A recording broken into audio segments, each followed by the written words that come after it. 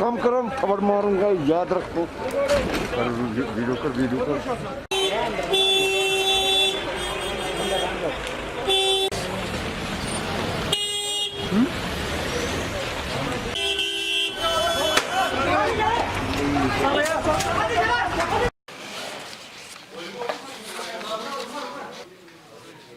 आप लोग जानते हैं कि जो जहाँ का अपना जम्मू और कश्मीर के हालात हैं, इसके चलते जगह जगह पर एंगेजमेंट्स ऑपरेशनल जो हैं वो जारी हैं। आज भी ऐसा ही एक ऑपरेशन बटमालू के एरिया में श्रीनगर सिटी में हुआ, जिसमें 3 दहशतगर्द मारे गए। दुख की बात यह है कि हम लोग जब ऑपरेशन लॉन्च ही कर रहे थे सुबह, very early in the morning, कुछ 3 बजे के आसपास, उसी वक्त हमारी पार्टी फायर के नीचे आई और अनफॉर्चुनेटली उस फायर के दौरान एक हमारे डिप्टी कमांडेंट सीआरपी की तरफ से, जो सीआरपी टीम को केओटी को लीड कर रहे थे, उनको गोलियां लगी, जख्मी हैं, बेस हॉस्पिटल में हैं। और साथ ही एक महिला कौंसल रियाज जो उस वक्त उसी स्पॉट पे थी, उसको भी एक्सचेंज ऑफ फायर के दौरान गोली लगी और अनफॉर्चुनेटली उसकी डेथ भी हो गई। हमें बड़ा दुख है इस बात का कि एक सिविलियन की जान इसमें जाया हुई। बड़े लंबे अरसे से ऑपरेशंस बड़े साफ़ सुथरे चल रहे थे, मगर सिटी के हालात के चलते शायद ये अनफॉर्चुनेट वाक़ा जो है औरत की डेथ का भी इसमें पेश आया। अभी तक इस साल के दौरान श्रीनगर शहर के अंदर 7 कामयाब ऑपरेशन हो चुके हैं और 7 ऑपरेशंस में 16 दहशतगर्द अभी तक यहाँ मारे गए हैं, जिसमें जुनैद सहराई भी शामिल है, जो आप जानते हैं कि हिजबुल मुजाहिदीन का बड़ा कमांडर था। उसके अलावा भी काफ़ी कमांडर्स इस ऑपरेशन में मारे गए। मरने वालों में 5 लोग ऐसे हैं आतंकियों में जो श्रीनगर शहर के रहने वाले हैं और बाकी लोग 11 जो हैं वो बाकी ज़िलों के हैं। इससे आप अंदाज़ा लगा सकते हैं कि श्रीनगर शहर कितना निशाने पे रहता है बाहर के दहशतगर्दों के जो बाहर के ज़िलों में ऑपरेट करते हैं, बार बार उनके ग्रुप बाकी ज़िलों से श्रीनगर शहर में आके पनाह लेते हैं और जहां पर दहशतगर्दी कार्रवाइयों को अंजाम देने की प्लान करते हैं और उसके मुताबिक जहां पर आकर के छुपते हैं और बहुत सारी कार्रवाइयां अंजाम भी देते हैं। आपको याद होगा जहां नौगाम में हमारे पुलिस के 2 जवान शहीद हुए, एक नाके के ऊपर 14 अगस्त को फायरिंग हुई। उससे पहले बीएसएफ के 2 जवान पांतच में उनके ऊपर अटैक हुआ और वो मारे गए। इसके अलावा पंथा चौक में हमारे नाके के ऊपर फायर हुआ जिसमें हमारे जाबाज बहादुर जो एसओजी के हमारे बहुत पुराने मेंबर थे, उनकी डेथ हुई, मगर जवाबी कार्रवाई में 3 दहशतगर्द उसमें भी मारे गए। जिस साल कुल मिलाकर के अभी तक बड़ा कामयाब साल है। अमन के ख्याल से अगर देखें तो बहुत हद तक 19 के मुकाबले में 20 का साल हर पैरामीटर के ऊपर ज़्यादा बेहतर दिखाई देता है।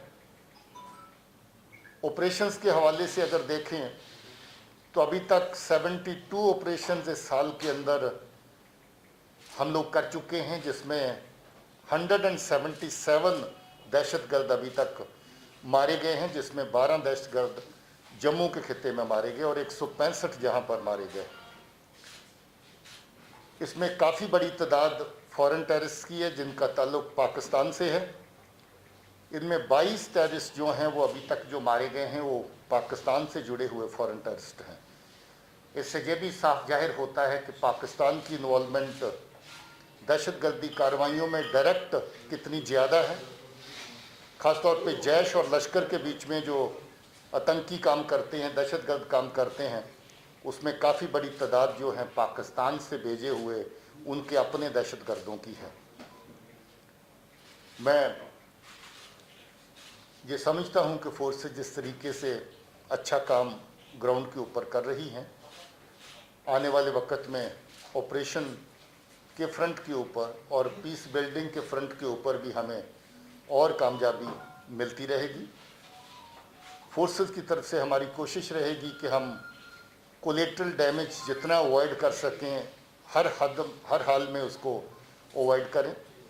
हमारी ये भी कोशिश रहेगी, जैसे आपने पहले देखा है कि हम लोग हर जगह कोशिश करते हैं कि अगर कोई दहशतगर्द इवन एक्सचेंज ऑफ फायर के दौरान भी सरेंडर करना चाहता, इस तरह की मिसालें हमारे सामने आई हैं, तो हम उसको मौका दें। बहुत सारे मौके ऐसे दिए भी गए और हमारी ये भी कोशिश है कि अगर कोई नौजवान बच्चा गलत रास्ते पे चला गया है उसको वापस लाएं। इसकी एक नहीं बल्कि बहुत सारी मिसालें हमारे पास पहले से हैं। बहुत सारे बच्चे वापस लौटे हैं, ख़ासतौर में साउथ कश्मीर में। उनका जिक्र हम ज़्यादातर नहीं करते क्योंकि उनकी अपनी सुरक्षा, उनकी अपनी सेफ्टी का सवाल रहता है, मगर 20 के करीब ऐसी तादाद लोगों की है जो दहशतगर्दी ज्वाइन करने के बाद भी वापस लौट करके अपने परिवार के साथ फिर से मिले हैं। मैं फिर से अपील करना चाहता हूं नौजवान बच्चों को भी कि वो गलत रास्ता अख्तियार ना करें, क्योंकि आपका गलत रास्ता न सिर्फ आपको ख़तरे में डालता है बल्कि हमारे समाज को, हमारे माशरे को, हमारे लोगों को ख़तरे में डालता है। जहाँ जहाँ दहशतगर्द की गोली पहुँचती है, बंदूक पहुँचती है, जहाँ जहाँ दहशतगर्द का ग्रेनेड पहुँचता है, वहाँ जान माल का नुकसान किसी न किसी सूरत में ज़रूर होता है। हम लोग इसको तभी अवॉइड कर सकते हैं अगर हम अमन के रास्ते को अपनाएं और दहशतगर्दी के रास्ते को तर्क करें। मैं समझता हूं कि पाकिस्तान की तरफ से कोई भी कोशिश जाया नहीं की जा रही। जहां भी वो हमारे लोगों को वर्गला सकते हैं, हमारे नौजवान बच्चों को गलत रास्ते पे डाल सकते हैं, वो हर तरह की कोशिश करते हैं। नई नई तंजीमें खड़ी करने की कोशिश फिर से हो रही है। अल बदर को फिर से जिंदा करने की बात हो रही है। PAFF जैसी तंजीमें नहीं आ रही हैं। PRF के बाद ये नया एडिशन है और ये तमाम जितनी भी नई तंजीमें उठाने का चर्चा, इनको जिंदा करने का और नई तरह से पैदा करने का सिलसिला है, वो ज़्यादातर कराची में बैठ कर के पाकिस्तान के एजेंसी जो हैं उसको प्लान भी करती हैं और एग्जीक्यूट भी करती हैं। हम सख्त मजम्मत भी करते हैं इस तरह की कार्रवाइयों की, और हम समझते हैं कि हमारे बच्चों का जो अपना हक है अपने आप को बिल्ड करने का, अपने कैरियर्स को बिल्ड करने का, अमन और शांति में रहने का, हमारे लोगों का जो हक है, उसके साथ बहुत बड़ी हद तक इंटरफेरेंस जो है पाकिस्तान और उसकी एजेंसीज की तरफ से होती है। मैं फिर से जो हमारी महिला जिसकी जो रात वाले ऑपरेशन के दौरान एक्सचेंज ऑफ फायर में डेथ हुई, उस पर खेद व्यक्त करता हूँ। अनफॉर्चुनेट लॉस है और मैं उनके परिवार के साथ भी हमदर्दी जाहिर करता हूँ, और ये भी दुआ करता हूँ कि हमारे ऑफिसर जो सीआरपी की तरफ से जो ऑपरेशन के लीडिंग रोल में थे वो इस वक्त जख्मी हैं, क्रिटिकल हालत में हैं, और उनकी तंदुरुस्ती के लिए भी दुआ करता हूँ। Any question?